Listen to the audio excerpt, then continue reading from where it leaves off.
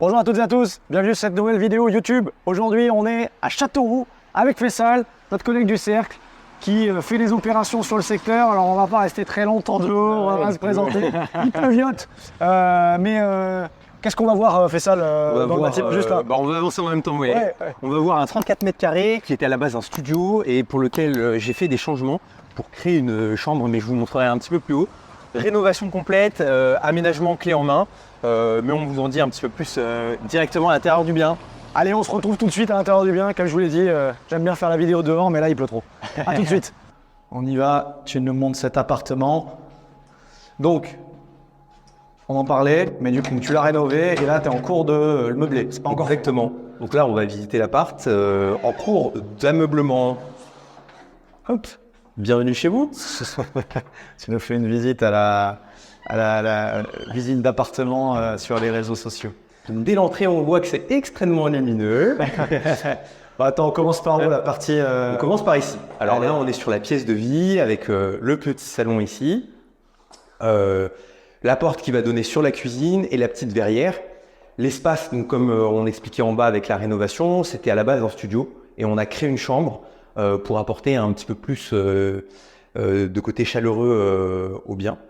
Ah, vrai coin de nuit, quoi, qu'il n'y avait pas. Exactement. C'était une pièce unique et complète. Ça fait. De là jusqu'au bout. Et donc, on a créé un coin de nuit de 7,5 mètres carrés. Avec, on verra un petit peu plus loin, mais il y a un dressing. Donc ici, on va mettre une table avec deux chaises, un petit buffet, exactement, buffet, le canapé par là, un fauteuil, un tapis et une réno comme Watif aime bien les faire. Ok, bah, nickel. Ouais, donc ça, c'est en cours de finition, on va dire. Exactement. Et là, on a la cuisine. Ouais. Touc. Bon, pareil, on mettra des photos de l'avant, après, Yes. et du salon et de la cuisine. Exactement. Donc là, Mais vous avez tout refait aussi? Exactement. On a tout refait. Sol tarquet, tous. Bas, ça c'est une cuisine classique Ikea hein, avec des finitions plutôt sympas. Ouais, ça fait bien, ça fait joli propre, quoi. mobilier, ouais. Ça fait très propre. Donc bien sûr avec des petites touches de déco qui vont arriver après pour Ouais, vous allez le coup de cœur. jusqu'au bout, là, petite surface. L'idée, c'est d'avoir un hacker qui veut poser ses valises et puis s'installer, quoi. Exactement. Bienvenue dans la chambre. La chambre, tendance avec les petites verrières, là, ça, c'est cool. Pour laisser rentrer de la luminosité, c'est une des craintes qu'on avait dans la chambre, c'est que vu que c'est pas une vraie chambre officiellement, parce qu'il n'y a pas de vue sur l'extérieur, eh bien on veut garder cet aspect lumineux. Donc il y a deux arrivées de lumière juste là, mais on a gardé aussi l'ouverture. Et puis pour éviter pareil d'avoir un couloir très très long, on a remis une verrière de ce côté-ci afin d'avoir de la luminosité qui rentre de partout. Souvent, on peut se dire, ah ben j'en mets une, ça amène de la lumière, tu vois, peut-être j'en aurais mis qu'une là, mais finalement, on a fait d'en avoir deux. Effectivement, ça casse aussi le couloir, donc ça, c'est pas mal. Ça. Et donc, ouais, c'était un grand studio en fait. Là, il y avait un coin de nuit quand même dans ce studio. Non, il n'y avait pas de coin de nuit. Alors en tout cas, moi quand je l'ai visité, il était complètement vide. D'accord. Donc ils avaient sûrement peut-être aménagé avec un paravent ou quelque chose comme ça. Le dressing était déjà existant. Alors, hop, je me tourne ici. Hop. Donc là, tu avais déjà un dressing comme Exactement, mais il était en meuble marron très foncé. On l'a juste repeint en blanc pour lui redonner une touche de neuf. Et en fait, on a l'impression qu'on l'a posé nous-mêmes. Mais en fait... Ouais, c'est vrai que j'ai cru que c'était neuf. Ok, bah nickel. Comme quoi, des fois, un peu de C'est ça. customisation, ça fonctionne bien. Merci Valérie Denis. Et là, tu as la salle de bain. Exactement. Donc il y avait une baignoire qui était abîmée. Ah, il y avait une baignoire? Il y avait une baignoire qui était abîmée Ok. et puis le carrelage, la faïence était très mal posée, elle n'était pas régulière, etc. Donc on a tout repris, que ce soit le meuble vasque, la totale. Et puis du coup, on en a profité pour mettre une petite machine à laver. On sait que dans les espaces comme ça, et comme il n'y a pas de laverie à proximité, bah pareil, ça a son petit avantage. Derrière la porte, optimisation des espaces, il y a le sèche-serviette. Ok, Exactement. Ah, très bien, parfait. Ouais, donc, t'as combien de mètres carrés au total? 34. 34 mètres carrés. Ah, c'est bien optimisé par rapport à la surface, d'avoir vraiment un espace de chambre. Tu as une cuisine qui est encore séparée. Tu n'aurais pas pu ouvrir ici, peut-être ou... Non, malheureusement non. Mais j'avais pensé justement en mettant éventuellement une petite surface ici pour pouvoir poser quelques trucs et avoir peut-être un service. Mais le chauffage est juste derrière, c'est du monotube. Et puis ils ont passé quelques petits éléments dans les cloisons et c'était très compliqué. Il fallait rester aussi dans les coups pour le coup. Je vois qu'il y a des belles menuiseries. Tu as fait des travaux, ça, Fatia? Non, pour le coup non. Et c'était un levier de négociation. D'accord. C'était un levier de négociation. En fait, ce qui s'est passé, et on le voit du coup, je t'en parlais un petit peu en off tout à l'heure, mais le secteur ABF est à cause du cimetière là-bas, qu'on voit un petit peu juste avant les châteaux d'eau. Grand château d'eau, juste un peu avant. Bon, Exactement. voilà. Et en fait, du coup, l'ancienne propriétaire a fait les changements de fenêtres, a eu un accord de la copropriété, mais n'a pas fait le nécessaire vis-à-vis des ABF, et l'ADP n'a pas été Il n'a pas posée. posé l'ADP. Exactement. Changer ses menuiseries. Donc nous, pour le coup, on en a profité et j'ai négocié le prix à la baisse en disant que tout Ça faisait partie des axes de négociation. Exactement. Ok. Cet appart, du coup, vous l'avez trouvé comment? Comment ça Je s'est l'ai fait? trouvé en on market. Il était en vente depuis déjà bien 6 mois. Ah ouais, quand même. Ouais. Et Qu'est-ce qu'il y a un petit peu haut pour le secteur? pour le secteur, D'accord. par rapport aux prestations aussi qu'il y avait à faire. Toute la rénovation, en fait. Ouais. Ah, donc, vous avez vu les photos du avant et du après. Ça change quand même la donne. Et du coup, ça se vendait pas? Ça se vendait pas. C'était quand que tu as fait l'acquisition de ce bien? Décembre 2023. Décembre 23, donc tu as visité ça quand J'ai visité ça en novembre. Ouais, j'allais dire. Ah ouais, ça fait non, vite. fin octobre, et on a signé tout de suite. Et en fait, la vendresse voulait que l'acquisition se fasse le plus tôt possible. D'accord. On avait un bon prix, donc il n'y avait pas de discussion. Ok. Bon, donc l'acquisition, elle s'est faite il y a un an. Alors, je me demandais ça par rapport au contexte de marché, qui était quand même à ce moment-là, pareil, un petit peu plus peut-être compliqué. Donc, ça peut expliquer aussi le fait que ça se vende pas trop facilement. On market, vous avez fait une négo sur le prix, du coup, par rapport à ces arguments et ces éléments-là? Ouais. Ok. Qui est passé facile? Oui. Oui, en fait, je lui ai dit c'est le prix. Elle m'a dit est-ce que vous pouvez monter? J'ai dit non, et elle dit ok. Ça s'est fait comme ça? Ça s'est fait comme ça. Bon, ben voilà, faut tenter, hein. Et puis, Ouais. votre prix, c'est votre prix, parce que je pense que là, si tu passais pas avec le prix que tu avais indiqué, l'opération marchait pas, quoi. Exactement. Parce que là, du coup, ton budget de rénovation, il était conséquent. T'en as eu pour combien? J'en ai eu pour 13 000 euros. 13 000 euros. Or, non, 12 000 euros et 2 500 euros d'ameublement. Ok. Donc, ça fait 15 000 avec Quasiment 15 000. Avec 15 tous les 000 frais, les pour 34 mètres carrés. Donc, on a un peu moins de 500 balles du mètre. Bon, il n'y avait pas tout à faire. Non, il n'y avait pas tout à fait. Il n'y avait pas de visserie. Donc, il y avait une cuisine. Il y avait des sols. Ouais. Peinture. Je vois qu'il y a de la toile de verre au mur. Donc, ça a fait un peu moins de travail sur du placo ou des enduits. La plomberie et la salle de bain. Et puis l'ELEC, la surprise de l'ELEC. Quelle surprise! Alors, la surprise de l'ELEC, c'est que le DPE ELEC était parfait. Donc, le direct de l'ELEC était bon. Le diag de l'ELEC était bon. Moi, je suis pas électricien. Conforme, aucune anomalie détectée, Exactement. comme vous l'avez souvent. Et en fait, aucune prise n'était raccordée à la terre. Donc là, il a fallu ruser un petit peu. Donc, ils ont retiré la terre dans les... Il y a des endroits où ils ont retiré, et puis il y a des endroits où on a mis des petites goulottes exactement pour essayer de gratter un petit peu sur les tarifs, parce que sinon c'était trop compliqué, on commence à sortir du prix. Donc ça, c'est un truc qui arrive, ça m'est déjà arrivé, ça arrivé, je pense, à pas mal de monde. Très clairement, les diagnostiqueurs, ils viennent faire leur diag, ils regardent un peu, il y a le tableau là-bas, je sais, donc ils regardent le tableau, ils disent bon, bah il a l'air correct, on va regarder un peu les prises. Alors, qui rate la terre quand même, bon, ça me semble étonnant, mais bon. Et puis ils vous mettent aucune anomalie. Moi, j'ai déjà eu le cas où certains disjoncteurs et certains tableaux étaient quasiment pas raccordés ou pas raccordés correctement, donc enfin, c'est fait à l'arrache. Ouais. Et puis, bah, vous vous retrouvez à acheter. Une fois que vous avez acheté, je pense que c'est compliqué de se retourner faire le diagnostiqueur face à ça. T'as même pas essayé, j'imagine? Non, j'ai pas voulu, parce que ici c'était un diagnostiqueur qui a un peu pignon sur rue, et du coup je me suis dit on va plutôt en discuter au moment où je vais vouloir faire la sortie. D'accord, ok. Donc je vais les appeler, je vais leur dire les gars, il n'y avait pas la terre. Okay. Regardez ce que l'électricien a fait. Maintenant, je peux me retourner contre vous, ou alors peut-être que vous faites un petit geste. Et... Ok. Voilà. Pas mal. Bonne négo aussi. Ok. Donc les travaux, le sourcing, on en a parlé. Tu as acheté fin d'année. Là, on est T3, 3, limite T4, 24. Donc il s'est passé un bon temps. 9-10 mois. Beaucoup trop de temps. Ouais, c'est ça. Qu'est-ce qui s'est passé? Ouais, c'est quoi le problème dans l'organisation avec les artisans? J'ai des très bons artisans qui bossent super bien. En fait, j'ai voulu cumuler ma première opération et ma deuxième opération pour négocier en termes de volume de prix. Ça, c'était la première chose. C'était une bonne idée, mais j'ai pas fait de suivi de chantier correctement. Okay. Donc, je leur ai donné les clés. Ils allaient un peu quand ils voulaient. Et exactement. Et en fait, c'est surtout et j'ai pas suivi. Et du coup, bah, en fait, c'est erreur de débutant. Donc, j'ai bien appris. Et maintenant, je les relance régulièrement. Une fois par semaine, j'essaie de faire un point avec eux, etc. Et voilà. Mais du coup, Au début, ce qui s'est passé- tu leur as laissé, tu leur as dit faites le chantier, puis tu n'avais pas mis de date de fin, tu n'avais pas calculé. Il m'avait dit environ un mois et moi j'ai dit ok et voilà. En fait, la difficulté qu'on rencontre ici, c'est que où on va avoir des artisans qui bossent super bien, mais avec des bookings à 1-2 ans et du coup en marchant, c'est pas possible d'avoir ce temps de portage. Ou alors on va avoir potentiellement des artisans qui bossent en effet bien, mais pas sur les finitions qu'on veut ou alors pas exactement de la manière dont on le souhaite. Et du coup, ça va être un peu plus compliqué. Trouver un juste milieu en ayant le temps, le coût et la réactivité, c'est compliqué. Okay. Donc, moi, j'avais pris le parti de dire sur des petites enveloppes, je vais d'abord focus le prix et ensuite je verrai la suite. D'autant plus que mon financement était plutôt favorable. J'ai eu un bon financement, donc je peux me permettre de laisser couler un petit peu. Ça engendre pas trop de distorsion de coûts. Et donc, j'ai axé plutôt sur le rendu que le coût. Les finitions sont très bonnes. Honnêtement, je vois, c'est bien, on voit pas de problématiques de peinture. Moi, j'aime bien regarder souvent les plaintes, comment c'est fini, etc. La cuisine. Franchement, il n'y a pas de souci, donc c'est bien fini. Donc, tu as mis vraiment du temps, j'avoue. Ouais. Suivi de chantier, pas bon, c'est comme ça. Il faut savoir accepter. C'est ton premier chantier marchand? Non, alors celui-là, c'est le deuxième. Ok. Celui-là, c'est le deuxième. Le premier, c'est la même thématique. D'accord. Sauf qu'il y avait une éviction de locataire. Ok.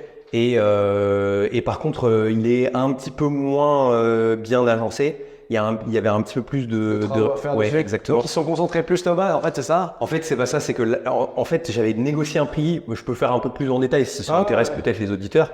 Sinon, on coupera au montage. Hein. Ouais. Mais en gros, j'avais focus mon premier bien en me disant, ça va être l'occasion de tester les artisans sur du réel. Donc, j'ai fait un audit de tous les artisans du coin. J'ai appelé tous les artisans dans tous les segments. Ok. Et comme ça, ça me permettait d'avoir une grille de prix pour ensuite être plus réactif pour la suite. Et donc, j'avais choisi un plombier parce que j'avais... Ça, c'est une très bonne idée. Par contre, c'est une très bonne idée. Ah ouais, super à faire. Et donc, en fait, j'ai trouvé un super artisan plombier qui était vraiment top. Mais en fait, ses prix changeaient après le début d'année. Et en fait, on s'était engagé sur un prix à l'oral. Et en fait, en début d'année, après les vacances, quand il m'a renvoyé l'accord, et en fait, très compliqué. Parce qu'on n'était plus du tout sur les prix. Et donc, de retrouver quelqu'un, ça a remis du temps. Et en gros, pour faire le devis avec tous mes artisans, j'ai eu le premier bien en juillet et j'ai réussi à finaliser tous les devis fin octobre. Parce que juillet, août, il n'y a personne. Septembre, octobre, pour que tout le monde vienne, il faut compter bien 2 mois. Et donc, ensuite, de relancer tout le monde, sachant qu'en plus, ils ont su que je m'étais fait lâcher, forcément, voilà. J'ai un super artisan qui a été top et qui a maintenu ses prix et qui voulait justement s'en servir en base de travail pour bosser sur autre chose. Et la difficulté que j'ai eue sur l'autre bien, c'est que j'ai fait bosser 2 équipes et j'ai pas fait de suivi. Okay. Difficile à coordonner les deux. Et la zone où j'ai été flou, c'est la zone qui a coqué et c'est une histoire de crédence et de qui fait quoi, qui fait la crédence, qui ramène le mur au propre. Ah ça c'est compliqué, moi j'ai eu le cas avec, on a déjà eu le cas avec, souvent le plaquiste et le peintre. Là c'était plaquiste carreleur. Ouais c'est un peu ça, c'est ça. Ouais mais qui va faire les bordages joints et c'est pas assez bien lissé, le peintre il peut pas faire, il a plus de boulot que prévu. Et ça si vous coordonnez mal, mais vous allez vous faire planter, vous allez prendre des TS, des travaux supplémentaires derrière, l'un qui va être pas content, l'autre pas content, c'est pas moi, c'est pas moi. Donc des choses très claires, bon c'est vrai que c'est bien quand on maîtrise ça ou quand on a des fois un maître d'œuvre sur des plus gros projets, parce que là on gère tout seul, si on prend les maîtres d'œuvre, etc. c'est compliqué. Mais ouais, ou alors tout corps d'état, ils se démerdent. C'est ça, là le compromis que j'ai trouvé du coup ici c'était une seule équipe qui m'a repris un bout du chantier là-bas et qui a fait cette partie-là. Et maintenant le parti pris que j'ai c'est j'ai 2 équipes qui bossent mais qui font tous les corps de métier, tout corps d'état en effet. 2 entreprises tout corps d'état. Exactement. Les chantiers. Et du coup je leur laisse tout le chantier. Alors il y en a un qui est tout corps d'état et puis il y en a un en fait c'est un ancien maître d'œuvre qui s'est reconverti en AMO et qui fait du courtage en travaux. Ah donc il sait. Et du coup et c'est lui qui les gère. Ouais. Et donc c'est lui qui a par exemple géré ici, il gère super bien, Fabien. C'est ça bien. Et puis pour l'autre équipe, Julien. Comme ça il n'y a pas de jaloux. Et pareil donc mais pour éviter les difficultés, c'est vrai que parfois ça vaut le coup de peut-être sacrifier un petit peu, mais de laisser la responsabilité à une seule équipe. Au moins s'il y a un problème, c'est eux les responsables. Exactement. Puis d'avoir 2 équipes ou 2 entreprises, c'est bien aussi parce que ça laisse quand même une mise en concurrence. On sait jamais. Au bout d'un moment, sinon on a tendance à monter un peu les prix tranquillement. Il bosse avec moi, c'est mon client, on avance. Donc je trouve que c'est pas mal. Je suis pas encore arrivé à cette étape, mais sûrement ça va venir. Bon, donc là, tu vas finir ça d'ici une semaine, 10 jours. Bah, c'est l'objectif. Ok. Là, on s'y remet un coup cet après-midi. On a reçu le canapé. On travaille en équipe avec ma conjointe là-dessus. Donc, elle va faire les petits éléments de déco dans l'après-midi. L'idée, c'est d'essayer de tout monter dans le week-end. Et puis ensuite, on va. Exactement. Ok. Sur le coût projet, la revente, donc du coup, tu vas viser des prix. C'est un produit fini, c'est un produit rénové, une petite surface, des prix plutôt hauts sur le secteur. Ouais, on va essayer d'aller viser sur la fourchette très haute du marché. D'accord. De toute façon, ce type de bien sur Châteauroux, il y en a pas il y en a très peu des complètement rénovés. Ouais. On va plutôt avoir des gens qui vont revendre des produits d'Airbnb. Mais là, on est plus sur une tendance d'acquisition d'Airbnb sur Châteauroux. D'accord. Donc, c'est rarement un produit où les gens les récupèrent en location. Tu aurais le droit ici de faire de la location courte durée. Alors, c'est autorisé. Après, ça dépend de la manière dont la personne fonctionnait. Ouais, bien sûr. Les conciergeries qui veulent mettre des boîtes à clés, c'est un peu compliqué puisqu'on peut pas en mettre à l'entrée. Ouais. Par contre, celui qui veut avoir son Airbnb ici, vu qu'il y a une occupation bourgeoise, il n'y a pas de clause d'occupation. Il n'y a pas de clause, donc tu as le droit d'en Donc en fait, il y a le droit de normalement venir s'en occuper. Bon, donc ça pourrait être un investisseur ou ça pourrait être une résidence principale. Exactement. Là, je pense à un jeune actif, ça peut être sympa, qui voudrait investir et amortir un petit peu. Et ensuite, se le garder éventuellement en locatif. Très bien. Après, comme je t'en parlais un petit peu aussi, il va y avoir un ravalement de façade. Alors ça, c'est intéressant, on va en parler, parce que c'était pas prévu. C'était pas prévu, exactement. En tout cas, ça s'est fait très vite, très vite. Dans le sens où toi, entre le moment où tu as visité l'année dernière, ils en parlaient pas déjà, ou ils en... Non, c'était discuté en off. En fait, ce qui a été fait, c'est que... Ça n'a jamais été mentionné dans les AG. Ça n'a jamais été mentionné dans les AG. Ce qui a été mentionné dans les AG, c'est une discussion sur une étude de travaux du bâtiment. Et donc, moi, l'ayant lu avant l'achat, puisque l'AG a eu lieu peut-être 2 semaines après la signature du compromis, eh bien, en fait, ce que j'avais proposé à la propriétaire, c'était les travaux qui vont être votés sont à votre charge, puisque moi, je ne peux pas m'engager et ça change complètement notre prix de revient. Et nous, c'est le fichier Excel qui part. Donc, l'idée, c'était vraiment de verrouiller ce poste-là et de le sécuriser au maximum. Oui. Et donc, l'étude a bien eu lieu. Généralement, ces études prennent très longtemps. Ouais, c'est vrai. Pour avoir eu des cas similaires sur d'autres opérations de nos marchands, souvent, ça peut pas être 2-3 ans à ce que ça se vote, ça se valide. Donc, on a en tête qu'il y a un potentiel ravalement, mais c'est pas sûr. Ouais. Il faut que les copropriétaires le valident. Et il faut que ça aille plus loin que les simples études, quoi. Donc là, généralement, c'est un maître d'œuvre qui va faire une étude globale. Et ensuite, ça repasse dans l'AG d'après ou l'AG encore après. Exactement. Et là, ça n'a pas été le cas. Non, là, ils ont été extrêmement rapides. Félicitations à eux. On ne peut pas leur reconnaître leur manque de célérité. Ils ont été méga rapides. Ils ont mis 5-6 mois à peu près à tout rendre. Et du coup, en fin mai, je reçois un courrier à présentation exceptionnelle du rendu des résultats des travaux pour discussion d'un vote en AG éventuel à la rentrée, quoi. C'est là où tu te dis, bon, si j'avais suivi le chantier, que mes artisans avaient vite fini, j'aurais vite revendu, on passe à autre chose, c'était terminé. Exactement. Et là, du coup, tu vas te retrouver à avoir potentiellement le ravalement à payer, donc un montant. Exactement. Un montant. Bien, alors là, pour le coup, il faut entre 10 et 15 000 euros à peu près pour ce type de bien. Pour la cote-part, pour cet appartement. Exactement. C'est 15 000, rénovation, isolation par l'extérieur, etc. Exactement. Isolation par l'extérieur. Alors, ça n'a pas que des désavantages. Ah, ça crée de la qualité dans le bien, ça crée de la plus-value sur le bien. Un meilleur DPE, du confort pour les habitants. Exactement. Donc tu vendras peut-être plus cher quand même, malgré tout. Il y a une discussion en effet qui peut se négocier là-dessus. Après, il faut trouver les bons arguments à présenter à la personne. Par exemple, il va y avoir une baisse des charges liées à la thermie du bâtiment de 70%. C'est énorme. Après le vote des travaux. L'appartement, il est en C ici, il va passer en B. Donc, un appartement B dans des résidences, vous l'avez vu, c'est une résidence années 70. Ouais, sauf. Charges, à mon avis, elles sont souvent élevées au départ ici. Exactement. Combien de charges? Là, on est à 100-120 euros par mois. Avec le chauffage. Ouais, avec le chauffage et eau chaude et partie commune, ascenseur, etc. Il y a un ascenseur aussi, donc 100 combien? 120 à peu près pour la cote-part. Ouais, 120, donc ça fait près de 1500 par an, 4005, et là vous allez baisser de 70%? 70%, mais sur la part du chauffage. Sur la part du chauffage. Sur la part du chauffage. Alors en fait, en gros, le détail des postes, c'est s'ils font le ravalement, qu'on passe en B, on est à 10 000. Et en fait, l'idée, c'est qu'ici, on a des chauffages monotubes. Donc en fait, même si vous allumez pas le chauffage, et si les locataires en bas ou en haut allument, en fait, ça chauffe pour tout le bâtiment. Okay. Donc pas de répartition au compteur ou quoi. Ils veulent mettre des répartiteurs. Et en fait, ce qu'ils veulent faire, c'est que s'ils font la tranche maximale, donc 15 000 environ, et bien en fait, on aura plus de monotube. Et en fait, l'idée d'enlever le monotube, c'est qu'il va y avoir du chauffage collectifs acheminés par la ville. Et donc là, les coûts sont généralement 3 à 4 fois moins chers encore sur le long terme. Donc peut-être qu'il y a un surcoût pour l'isolation, mais mine de rien, un changement du mode de chauffage avec le tarif maximal, il faudrait faire les calculs pour voir si ton futur locataire, ton futur acheteur ou le futur investisseur s'y retrouve, parce que ce delta de 10 000 ou 12 000, 15 000, combien de temps il faut pour le récupérer? Et je pense que ça vaut le coup. D'autant plus que c'est un delta où c'est une enveloppe où on n'a pas besoin de contracter cette partie-là du montant à la banque, puisqu'en fait tout est monté par la copro. C'est un collectif de la copro. Exactement. Et qui est en PTZ, donc en fait il n'y a pas d'intérêt dessus. Et par contre qu'on peut affecter sur son déficit foncier. Donc pour le coup ça peut être très intéressant pour des gens, pour un acheteur qui veut faire un déficit foncier sur ce produit-là. Parce que ça fait un déficit gratuit en fait. Exactement, oui, c'est un déficit gratuit. En fait on va répartir cet achat mais avec un PTZ de la copro, donc c'est même pas soi qui. Top. Mais voilà comment on apprend des choses et il faut essayer de trouver des solutions.